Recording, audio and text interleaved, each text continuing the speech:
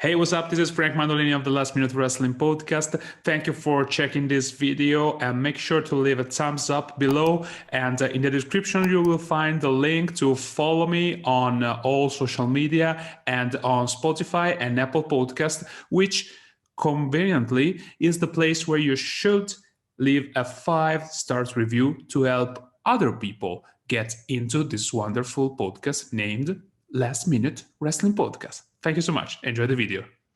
Normally, I always start this kind of interviews by asking one peculiar question, which is this the first time that you've been interviewed by a guy from Italy? It is. It is. You are the first, and I wouldn't want it to be anybody else but you, my friend. So thank you very much for reaching out and asking. We will make this a time that everybody will remember forever. Yeah. You know what? I've been also the first guy from Italy, of course, to interview your pal Chris Van Fleet. So yeah, that's a lot of firsts, and he's a good guy too. He's a really good first. Yeah, a lot of first. Amazing. You know, that's the perks of living in a country where literally nobody speaks English and nobody cares about wrestling. So I can be the first in multiple things. That's good, man. You can only take advantage of the things that you find yourself in, right? You just have to make the best of it. So fair play, man. Yeah. So Simon, since I've already mentioned Italy, if I'm correct, you have never wrestled in Italy, right? No, I've never wrestled in Italy, but my word, I would. Trust me. Anytime I get before everything went crazy, but anytime I get any offer to wrestle abroad, it's like, you've just won the lottery, because you think, you're going to pay me money to come to a different country and wrestle? That's crazy, man. Yeah, and have you ever heard about, I don't know, some Italian federations or wrestlers or something that comes to mind? Well, I know. I don't know the names, but I know it's not the same country, but I know a lot of the guys kind of do the circuit. The Red Eagle helped me with my training, and he's a big Portuguese wrestler. And he was always going to Italy and Germany and kind of doing that loop constantly. So I knew vaguely what was going on out there. But yeah, it's never really something that I've looked up, really. And it should be, because, there was great scenes everywhere. And hopefully when we can get back to it, they'll all come back again. Yeah. Well, who knows? Maybe we'll meet at an Italian wrestling event. Oh, yeah, man. But I don't want to jump right into talking about wrestling because you do that every day for a living, so you must be tired. Let's talk about some music, because while I was waiting for this interview to happen, I was listening to MG and the Juggernaut. You familiar with? I know of them, yes. I am very well acquainted with MG and the Juggernaut. So I heard loads of influences in your music, like from Metallica to Rammstein to technical death metal and this kind of stuff. Tell me a little bit about it. Yeah, you've hit the nail on the head there. There's sort of a little bit of Tool in there as well. It's music and wrestling and going to the gym have always been and Batman have always been my four great loves. And much like I've always tried to do with all of my passions, I just go and do it, and I just go and get it done. And when it comes to MG and the Juggernaut, I don't know what the name means, by the way. It's just a stupid name that we all came up with. But when it came to that, it's kind of like everything else. It's a process.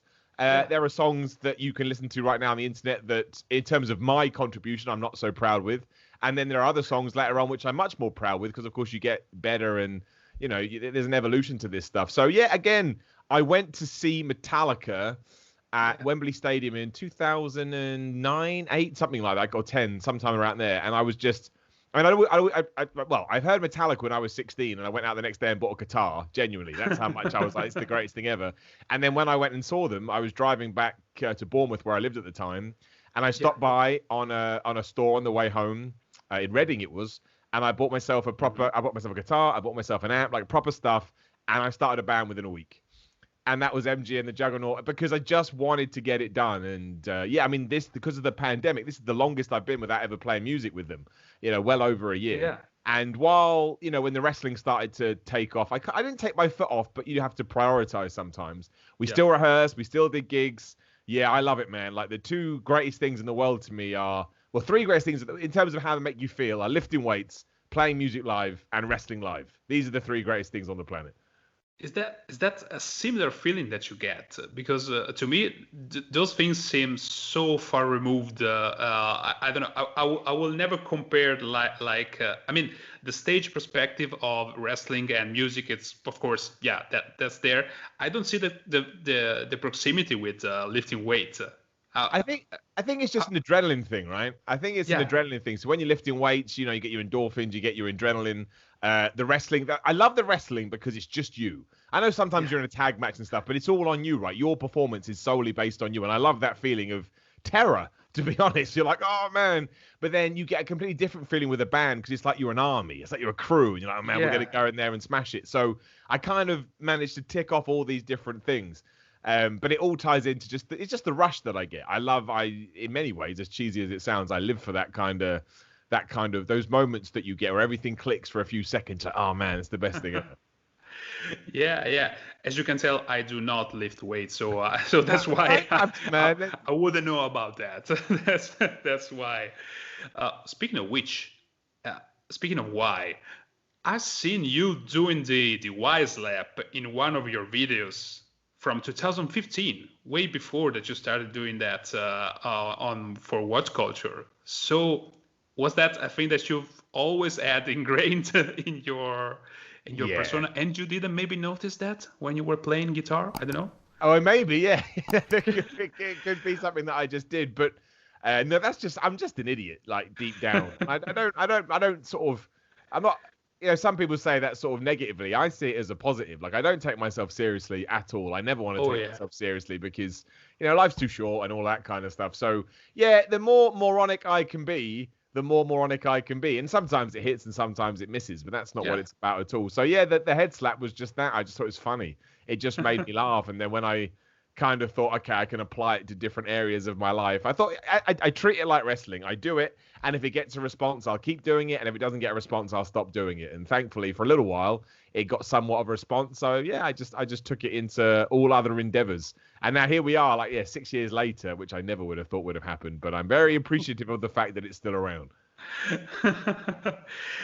And when you started working for WhatCulture, were you still because prior to that you were working in copywriting, right? Well, That, I worked in copywriting for a bit, then I worked in video games for a bit, and then I did the WhatCulture thing. Yeah, so that was my kind of path into this madness. okay, okay. And did the work that you did previously in those areas helped you? Because I don't know how much you needed to be in front of a camera, for example. Yeah, So well, it was massive. I mean, it really was massive. Like when I did the video game stuff, I was doing the writing side for a little bit. That yeah, kind of bled in from the copywriting, and then I just saw YouTube getting massively. Well, it wasn't even massively successful. I was just fascinated by it. I was like, "What do you mean? There's a service where people just you can upload any kind of video you want?" I was like, "That's yeah, what?" And I saw that as a huge opportunity, and it kind of obviously there was a relationship between YouTube and video games, PewDiePie and yeah. Markiplier and stuff like that. So I thought, well, I'm going to start doing it. So I just made all this content video game wise. And then before the WhatCulture stuff came along, I had started to do a bit of wrestling. I kind of integrated the two because there is a Yeah. crossover in the audience, like video games and wrestling, obviously. Yeah. And so when I saw the WhatCulture thing, I had this portfolio of work. And without all of that, maybe I wouldn't be where I was today. So that's why I always tell people. People say, Miller, what should I do right now? Like, just go start making videos because you're essentially creating a visual CV that you can send if anybody asks for it. And that wasn't my plan. Don't get me wrong. I Yeah. was just doing it because it was fun, but it did help me out. And yeah, thank goodness I did.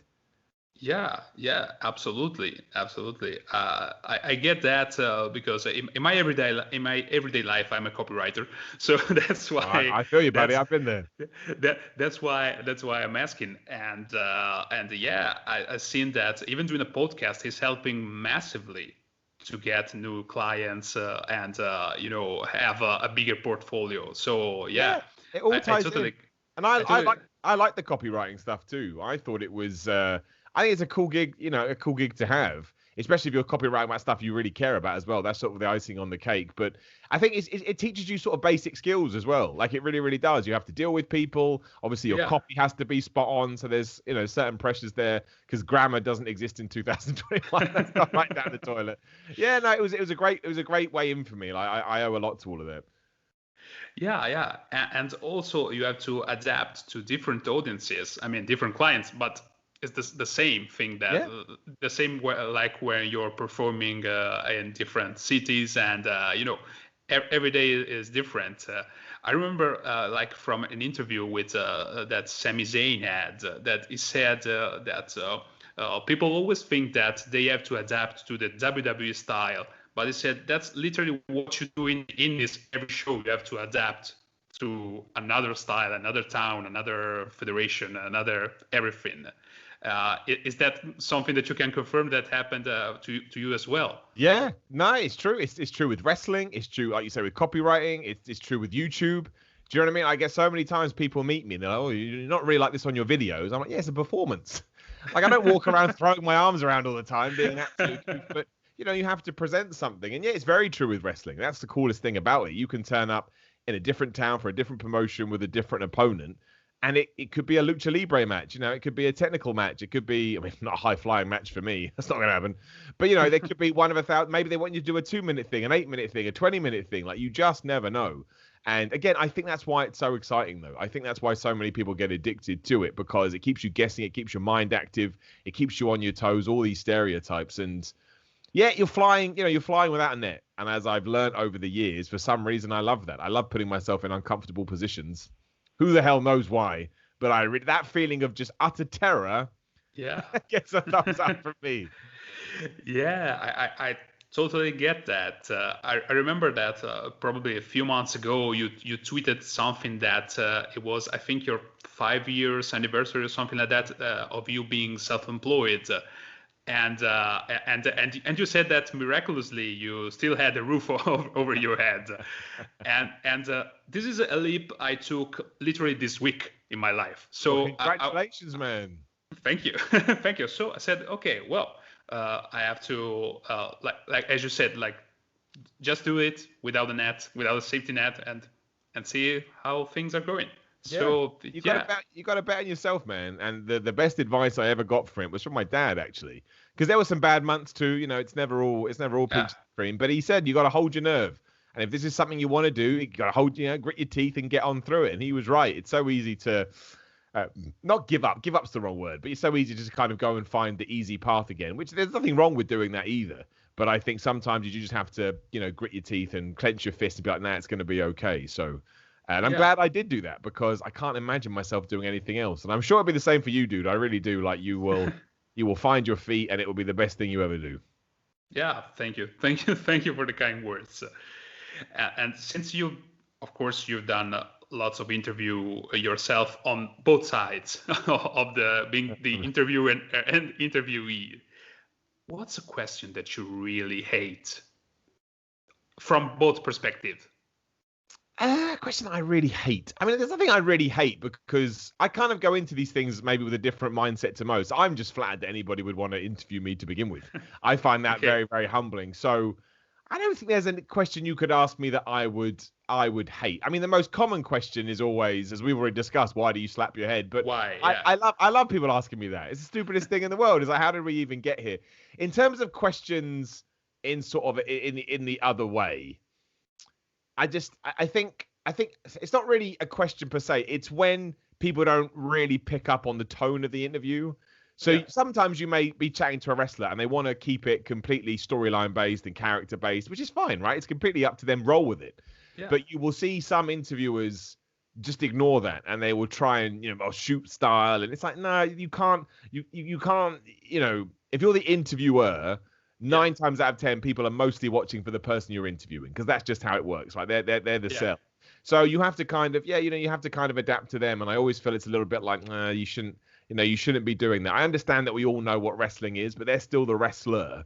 And if that's how they want to do it, that's how and I think it's fun. Like, you don't really get that many kayfabe interviews anymore. So you should use it as a massive advantage to ask some ridiculous questions, because wrestling is, predominantly ridiculous. So that always does get me. But yeah, you can ask me whatever the hell you want. I'm pretty much an open book. And even if I didn't like a question, I'd just say, oh, I don't really like that, and we could move on. Like, no harm, no foul. Yeah, and talking about the interviews that you've done as an interviewer, which are the ones that stand out the most? Oh man, I mean, the ones I got to do at WrestleMania 32 were certainly some of my favorites because I got to, I mean, it's a very, very long forgotten part of my life now. For a while on YouTube, I decided to invent a character because I thought that would be funnier for interviews, where I was sort of like the Sacha Baron Cohen, Ali G, Borat, that kind of stuff, where I was sort of this arrogant maniac that actually didn't know anything about anything but pretended that I did. And I got to interview Paul Heyman, Renee Young, Kevin Owens, William Regal, Finn Balor. I think that was it, as this, moron. And obviously we talked about it beforehand. I said, look, it's like Sacha Baron Cohen. I'm going to be all silly. And they genuinely seemed quite enthralled by it because I guess they thought, oh, I can have some fun with this because it's completely different. I mean, I spent the entire time talking to Kevin Owens about whether he has ladders in his house because he was having a ladder match at WrestleMania and whether he just changes light bulbs all the time to practice. I mean, it's dumb. It's so stupid, immature humor, but we had a real fun time. So yeah, when I look back to those, it's and the New Day interviews as well, which were the same thing. Those guys were great. They absolutely roasted me as I asked them to, and they were perfect. So yeah, they're some of my favorites. Yeah, how much do you prepare before an interview? I always, it's kind of twofold. I always make sure I read up as much as I can, ensure that I know what they've done recently, know what their sort of greatest hits are. But I never write questions because when I started, I did write questions and I just found I wasn't listening to what they were saying. With my interviews, I like it to be quite conversational, and it wasn't. It was more like a bullet point list. So they could go off on this incredible tangent and tell a story that no one's heard before.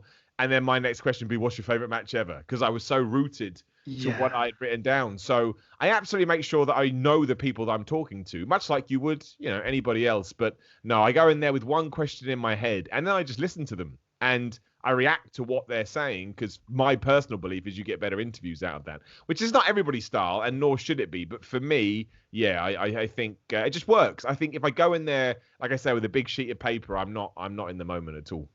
Yeah, it's just a more natural conversation that way, isn't it? Yeah, and I think that's what people want, especially on YouTube. I don't think anybody wants a sit-down interview. And even if they did, you can still have a professional, quote-unquote, sit-down interview, but still have it off the cuff and on the fly. These two things aren't mutually exclusive. So, yeah, that's always the way I've done it. And it's always the way I'm definitely going to keep doing it because I've seen what happens the other way. And I don't think I'm particularly good at that. Yeah, I feel you on that one. It's not good when you write it down. Not good. And about your wrestling career, you did the amazing series of videos while you were training. And those were so heartfelt, in my opinion, because we could see the struggle that you were going into, even the first couple of bruises you had while training, and I personally was really devastated when you had your first major injury, very very early in your wrestling ring career. How did you cope with that? Well, not well at first. Yeah, 5 matches in, and the worst thing was the night before I'd had, again, only 4 matches, but I'd had my quote unquote, I've said that twice now, best match yet, and it wasn't like a 5-star classic, but it was good for me, and where I was at my career, and then to go out the next night and end up in a hospital with my shoulder was a mess, like it was an absolute mess. I'd broken my collarbone, I tore my rotator cuff, I'd done something I can't even remember now, but there was 3 massive things with it. It was really hard to process, especially because, and I don't mind this, I put myself out there on the internet and I'm happy to take the good and I'm happy to take the bad. Yeah. But it was just the open door for, he thinks he's a wrestler, he's blah, blah, blah. And it's just like, some days you're just like, man, I don't need this. I don't need this today, even though ultimately I wouldn't want it to go away because I think, again, you got to accept it all. But, you get past that, a couple of months go by, you just accept that you're not going to be able to do a lot for a while. I mean, I really couldn't. Even if I wanted to go to the gym to train legs, that would have hurt it. It was that bad. Even moving it an inch was terrible. And I got through it, right? I got through it. Like when we get to July this year, it'll be 3 years ago. Flipping Nora. It'll be 3 years ago. And it's like, where the hell did that go? So you just have to take these things as it happened. And in many ways, maybe it helped me. I'd rather have learnt the lesson another way, but I still got nervous beforehand, obviously, because how could you not? But much like this whole pandemic stuff, it reminded me that you got to enjoy it first and foremost. Because if you're not enjoying it, what is even the point? And I think I've kind of lost sight of that. But yeah, it sucked. And there's nothing worse than being injured. Like, I got hit with a clothesline or lariat. I went down and I wanted to carry on. But my shoulder was so messed up. Even the ref was like, Miller, we just got to get you out of here right now. Fifth match in was tough, but it's all learning experiences. And you got to, again, it's cliche, but it's true. You got to take the rough with the smooth. And hopefully it's made me stronger down the line and prove that you can get through this stuff. And you can have a few bad days, but ultimately the good ones will come back. Yeah. That's a great advice. Thank you. Thank you. It's all right. And I remember at the time, basically for me, WCPW was like the first big exposure of the indie scene. I literally didn't know any wrestler besides of WWE because of course wrestling isn't that big in Italy. It's not mainstream at all, and whatever indie wrestling we have here is so far removed from where I live, which is literally impossible for me to go there just on a Saturday night and then watch a show. Is not feasible. And so WCPW was the first time I had a chance to get in touch with this kind of reality. And I remember you when you were still training, talking about like what an honor would have been for you to be a part of those shows, to be on that ring. And for example, for me, that meant that I traveled a couple of times to England to see a couple of shows, and that was great learning experience for me as well. And again, I was devastated when that ended, when it ended, and I can't imagine how that must have been for you and all the people involved in that federation. Yeah, I mean, it's one of those things where I think there would have been good and bad to it. It was really high profile for a while there. And while I'm sure we could have come up with something to protect myself, I still would have been super green, right? I would have been super inexperienced. So ultimately, that may have actually been of detriment. With that said, you never look a gift horse in the mouth. You never turn down an opportunity. I would have thrown myself into that without even thinking about it. But I think everything happens for a reason. And there's every chance I would have dropped the ball hugely. And that, you say that could have had a bad knock-on effect. But, it transformed into Defiant. I still got to have a bunch of cool moments for them, which, again, given my level of experience, was well ahead of where I should have been. So, without that, who knows where the hell I would be now. And I still got to experience those WCPW shows in a back behind the scenes capacity. Like one day I got to drive Bret Hart back to his hotel, because he was on a WCPW show. When the hell am I ever going to get to, tell that story again? And we shared chat, we shared niceties. He's very, very kind. He's one of my favorite wrestlers ever. So yeah, there was a lot of good to come out of that. So I would have loved to have had the opportunity to have done something, but I wasn't ready. That's the truth. I wasn't ready. And I think sometimes you can get ahead of yourself. So yes, bad timing, absolutely, but it's all good. It's all okay. And right now, I'm just excited about, I think in the summer, wrestling may start up over here again. So right now, that's all I care about. Just getting the opportunity to do it again, enjoy it, and see where it goes. Yeah. Is there any dream destination in Europe that you will want to go? I don't know, some promotions that you will want to perform? I mean, pretty much anywhere. To be honest, there's the obvious big ones that I think you want to get on your belt because it shows that you are progressing well. But anyone that wants to book me is honestly, any kind of booking is a real eye opener. Like, wow, somebody wants to put me on their show. The worst thing to me about the world shutting down is I had my first bookings in America, and I was very, very excited about this, and they went away. Maybe they won't come back, right? I don't know what's going to happen. So we'll start off slow again. We'll hit the reset button and we'll see where we are sort of summer of 2022. But I'd love to go to America. I'd love to go to Italy. I'd love to go to Germany. I'd love to go to Austria, Russia, Australia. I don't even care. Like, I just want these experiences. And if they are then able to open the doors to other experiences, awesome. If that's all I get, awesome. You know, my whole motivation to do this was I don't want to be an old man and look back and think to myself, why didn't I do it? So even if wrestling shut down tomorrow, well, I've done it, right? And I'd still be gutted because I want to do more. But I've had this sort of 3 years of cool moments and cool matches and meeting nice people and doing stupid stuff in a ring. So, you know, at least I have that. Yeah, you totally do. And that's a great attitude to have. I try. And now, well, of course, now there is no wrestling, but you still have a pretty hectic schedule, aren't you? I mean, yeah, I don't sleep much, which I do not advocate. You should sleep. Sleep is really important, especially for your mental health. But I say this to unless you're Vince McMahon. Unless you're Vince McMahon. And some people have it down. Like, some people just don't care. But the way I always try and explain it to people is I'm very lucky to do what I do. It doesn't mean I don't work hard, because I do, but lots of people work hard. It doesn't mean anything. It doesn't result in anything. So what I really try, or what I have taken on board, is that I'm just going to do as much as I can. I'm going to enjoy all this as much as I can, because it could go away tomorrow. Like YouTube, who the hell knows where it's going to be in 1, 2, 3, 5 years. Yeah. So I decided a long time ago, again, I'm going to throw myself into this. I'm going to work as hard as I can, and I'm just going to see where it ends up. But I mean, again, lockdown has taught me that I'm not very good when I've got time on my hands. You know, I'm much better when I have all this stuff going on. The craziness just suits me. So, you know, if I can add wrestling back into that, which hopefully we can soon, that's 2 thumbs up from me. But yeah, I like to be busy, and I appreciate the fact that I'm in a situation where I can be busy, because especially over the last year, that hasn't been true for some people. Oh, yeah. And about all the work that you do on YouTube, both on your channel and the WhatCulture, especially regards to your channel, do you do that, all of the work on your own, like editing, writing, shooting? Yeah, I mean, there's a team of editors with WhatCulture, obviously, so I clip the videos together and they make it look wonderful.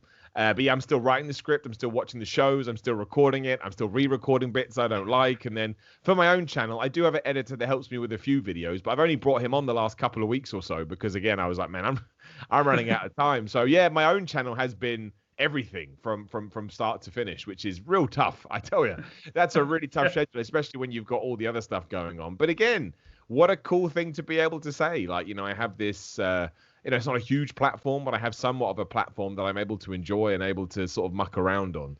And also, I think the other thing as well is that I'm my own biggest critic, as a lot of people will say. So I never want any kind of content to be subpar. And some of it's going to be, because that's just the way the world works. Nobody can be on fire all the time. But I always want the next video to be better than the last. You know, I'm always aiming for that, whether I'm successful with it or not. And that puts a lot of pressure on your shoulders too. I know it's just YouTube, but I care. You know, I'm really, really passionate about it. So some days it can be tough, but I wouldn't have it any other way. Yeah. And talking about pressure, you mentioned in late 2017, more or less, a group of people from WhatCulture left to create another outlet. They did. And I remember lots of people, like you know, wrestling critics or stuff like that, that's basically said, man, that must have put a lot of pressure on Simon Miller, because basically you were, like, at that point, the face of the channel. There were a bunch of guys that I think just joined the channel, but you were the most famous, let's say, for the lack of a better word. Did that thing put that amount of pressure on you? You felt that you had to, like, be the one to keep the boat afloat? I mean, I never really saw it like that. And I think I would say that the 2 Adams and Ross and Jack they were kind of the main force at the time, and I was kind of the 5th member, or the 6th member, or whatever you want to say. Yeah. So I think the issue was those guys left and I didn't, and nobody knew what was going on, myself included. I didn't know what they were up to. You know, it was none of my business. It really wasn't. So there was this idea that I had somehow forced them out. Really? I don't have that power at all. And so it got kind of, you know, shaky for a little bit there. But again, that's all good. It's not a problem. Like, I've always said the fact that I'm in any kind of these conversations is fine by me. I did take a day off social media, the only time I've ever taken time off social media because it got a little bit too hot under the collar, but that's just being smart. Okay. And then I remember I put a tweet out just saying, look, man, I'm going to work my ass off. I'm going to continue to be my positive self. If you like my content, that's awesome. If you don't, you're perfectly within your rights. I don't expect everybody to. And, that's what I did. I worked my tail off, and slowly and surely it kind of turned around and it just became the new norm. I'm not necessarily think I felt pressure because I believed in, WhatCulture had such an awesome platform and had a bunch of other great guys that were already there doing a solid job. It was just allowing the old hosts to move on to their new thing, which they're still doing now, still smashing it, and allowing the new and the old and the current audience to accept that things have changed. And people don't like change, so there's always going to be some other reaction, especially wrestling fans, especially wrestling fans. Yeah. But I'm privileged to be in that chat. Like, I was privileged to be the focus of their good and bad and bad words. So no, I don't necessarily think it was pressure. I mean, it was certainly a time of transition, and there was some funny old days. But I think, that was, like you say, it was in 2017. Things are still going fine. I'm still pretty happy with what I'm doing. So yeah, I ultimately think that it worked out. And if it happens again, it happens again. Like, you just take these things on the chin. I'm just happy that everyone's doing well. That's my main thing. The more success that can go around, the better. Yeah. Are you still in touch with them? Yeah. Oh, absolutely. I love those guys. They were, I took Pachiti, Ross and Jack I've talked to on and off throughout the years, and I know that Blampier is now back doing the Wrestle Talk stuff, and he seems pretty content and happy as well. And that's all, regardless of what's happened in the past, I just want people to be able to find inner peace, right? That's what we're all looking for. So they seem to be doing great, and that's awesome. And I hope they continue to do great. Yeah. And what would you like to do next in your career? Apart from wrestling. I mean, short term, yeah, definitely get back to doing matches, like actual matches. But otherwise, I mean, the other thing that got taken away from me, as it did for lots of people, was hosting. I used to do a lot of hosting work, a lot of live events, and I want to get back to that, And actually, I had one of my ridiculous goals for 2020 was to try some acting. I was like, I'm going to try some acting. Who knows where it's going to go? But I was just going to go to some auditions. I was going to go to some acting classes because I thought, why the hell not, right? And I think I'll give that a whirl again. Not because I think I'm going to become George Clooney or Brad Pitt, but just because I think it will be fun. And once again, I think it will be awkward and weird, and I like that sensation. So yeah, I mean, probably in 2022 now, I think is more realistic. But I think when the turn of the year happens, yeah, I'll sign up to some kind of stupid acting class, and I'll go give it a whirl. Maybe I suck. Okay, that's fine. So yeah, that's the next stupid thing that I want to do. And I did have some plans. I was chatting to a couple of people about some random projects, so maybe I'll jump back on that. But yeah, just something I'd like to do. I think it would help the wrestling, if nothing else. It would help the YouTube stuff.